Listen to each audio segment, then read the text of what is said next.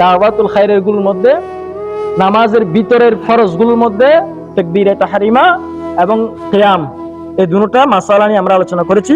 ইনশাআল্লাহ আজকে আমরা আলোচনা করব রুকু নিয়ে। কি নিয়ে? রুকু। রুকু রুকু আমরা এতদিন জানি যে নামাজ পড়ার সময় নামাজের ফরজ 13টি কিংবা 14টি, ভিতরের ফরজগুলোর মধ্যে একটা বলে তাকবীরে তাহরিমা বলা 2 নাম্বার, দাঁড়িয়ে নামাজ পড়া 3 নাম্বার, কিরাত পড়া 4 নাম্বার, রুকু করা 5 নাম্বার, সাজদা করা, এভাবে পড়েছি না? এখন রুকু করার মধ্যে অনেকগুলো মাসালা আছে। রুকুর ভিতরে শুধু প্রায় 9টি মাসালা আছে।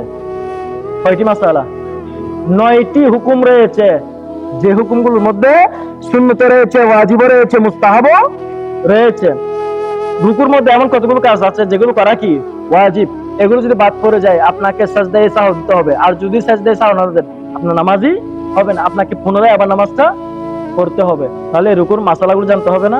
আসুন কি কি।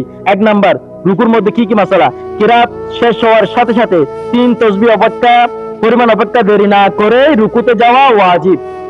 এখন 3 তাসবিহ কি? সুবহানাল্লাহ, সুবহানাল্লাহ, সুবহানাল্লাহ 3 বার বলছি না? এই 3 বার বলতে কতক্ষণ সময় লাগছে? যতক্ষণ সময় লাগছে আপনি নামাজ পড়তেছেন, নামাজ পড়া শেষ, আপনার কিরাত পড়া শেষ, ফাজআলাহুম কাআসফিম মাকুল শেষ হয়েছে। এখন আপনি কোথায় যাবেন? রুকুতে যাবেন। এখন রুকুতে না গিয়ে আপনি দাঁড়িয়ে আছেন, সুবহানাল্লাহ, সুবহানাল্লাহ, সুবহানাল্লাহ, এই 3 তাসবিহ পরিমাণ দেরি হয়েছে। এখন আপনার কি হয়েছে? ওয়াজিব বাদ পড়েছে, আপনাকে কি দিতে হবে? সাহু সিজদা দিতে হবে। আপনার রুকু কিরাত শেষ হয়েছে, ফাজআলাহুম কাআসফিম মাকুল শেষ হয়েছে, সাথে সাথে আল্লাহু আকবার, আল্লাহু আকবার বলে কোথায় চলে যেতে হবে? রুকুতে চলে যেতে হবে। না হয় আপনার ওয়াজিব বাদ পড়বে, আর ওয়াজিব যদি ভুলে বাদ পড়ে তাহলে সাহু সিজদা দিলে নামাজ হয়ে যাবে, আর ইচ্ছাকৃত করে করলে নামাজই হবে না। গুনে গুনে রাখবেন এগুলো, আমি একটা একটা আবার পুনরায় বলবো। প্রথম নাম্বার কি বলেছি? কিরাত শেষ হওয়ার সাথে সাথে 3 তাসবিহ দেরি না করে কোথায় চলে যাওয়া? আর রুকুতে চলে যাওয়াটা হচ্ছে কি ওয়াজিব। রুকুতে সাথে সাথে চলে যাওয়াটা কি ওয়াজিব। 2 নাম্বার, রুকুতে কমপক্ষে 1 তাসবিহ পরিমাণ থাকা ওয়াজিব। রুকুতে কমপক্ষে কত? 1 তাসবিহ, অর্থাৎ সুবহানাল্লাহ বলতে যে সময় লাগে এতক্ষণ সময় রুকুতে থাকা কি ওয়াজিব। এর জন্য ফুকাহায়ে কেরামও বলেছেন, মাসালার মধ্যে আরেকটা মাসালা বলে দিচ্ছি।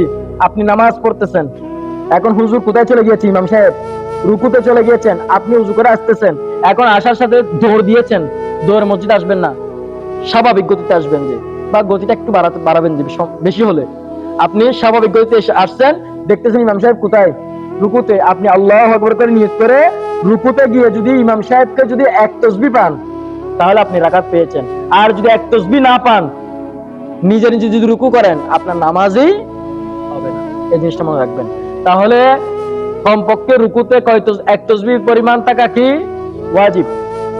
প্রথম নাম্বার বলেছিলাম কিরাত শেষ হওয়ার সাথে সাথে রুকুতে চলে যাওয়া কি ওয়াজিব, এবং রুকুতে কমপক্ষে 1 তাসবিহ থাকা হচ্ছে ওয়াজিব। এরপরে হাতের আঙ্গুল সমূহ খোলা রেখে হাঁটু চেপে রাখা সুন্নাত, অর্থাৎ হাতের আঙ্গুলগুলো কি স্বাভাবিক খোলা রেখে হাঁটুটা একটু কি চাপ দিয়ে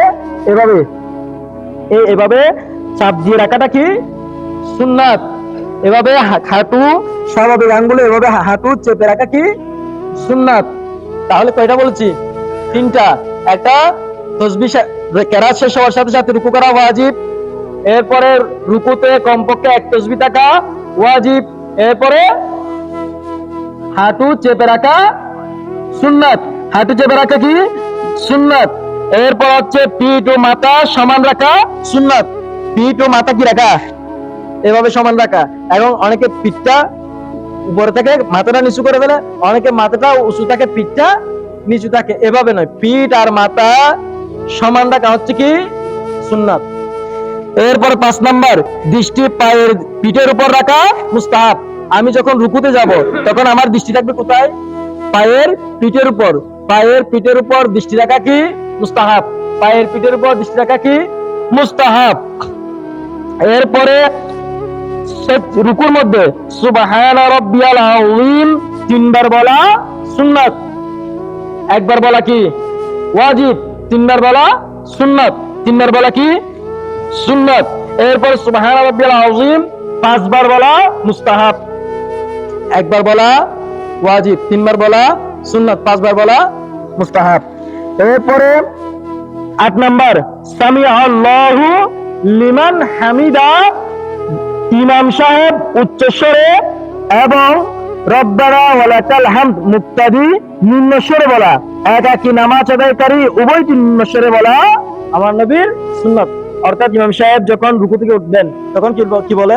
সামি আল্লাহু লিমান হামিদা বলে হুজুর দাঁড়িয়েছেন, মুক্তাদিও সামি আল্লাহু লিমান হামিদা বলে দাঁড়িয়েছেন। এরপরে নিচু স্বরে অর্থাৎ মনে মনে বা চুপ স্বরে রব্বানা লাকাল হামদ বলা।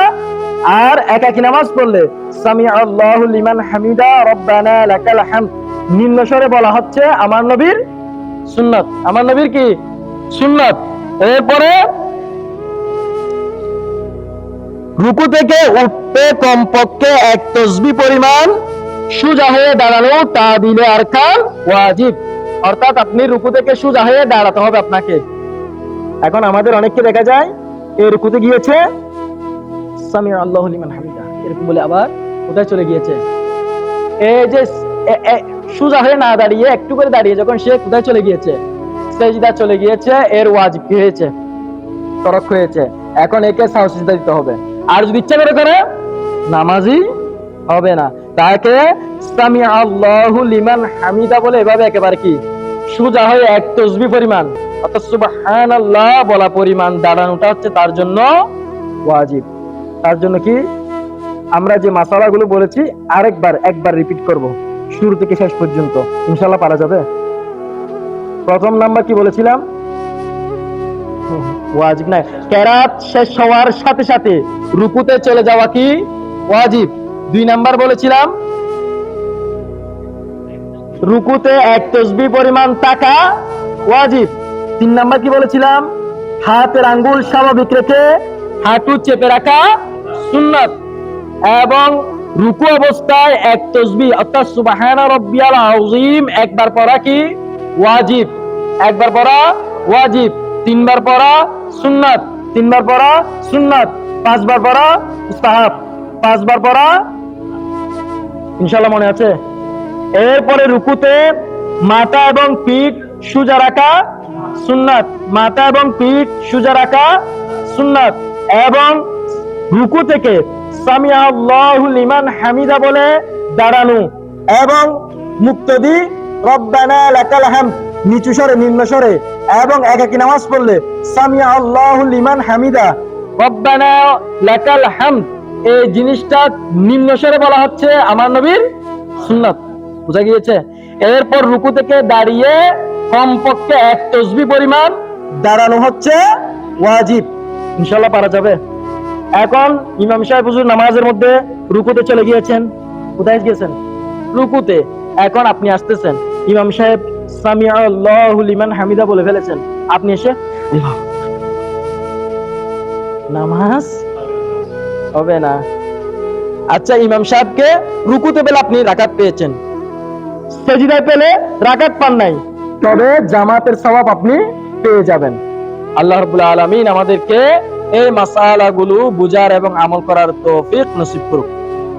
আজকে বলছেন যে কি লস হয়েছে না লাভ হয়েছে? কয়টা মাসালা শিখলাম? 9টা। কয়টা? আগে জানতাম এখানে মাসালা ছিল কয়টা? কি রুকু করা। আজকে এটার ভিতরে পাইছি কয়টা?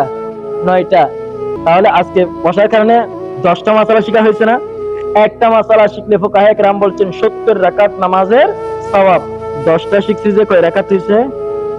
70 গুণ 10 700 রাকাত নামাজ যদি পড়তে গেলে আপনার কতক্ষণ সময় লাগবে? তাহলে এই যে 10 মিনিট বসছেন, লাভ হয়েছে নাকি লস হয়েছে?